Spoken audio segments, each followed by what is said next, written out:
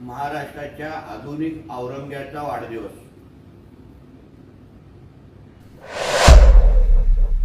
ज्या औरंग्याने स्वतःच्या आई वडिलांना पण सोडलं नाही, स्वतःच्या सख्या भावाला आणि नातेवाईकांना सोडलं नाही, तेच तंतोतंत गुण या आधुनिक औरंग्याने घेतलेले आहेत। स्वतःचं कुटुंब पहिलं उद्धव ठाकरेंनी सांभाळावं। दोन्ही मुलं वाया गेलेली आहेत।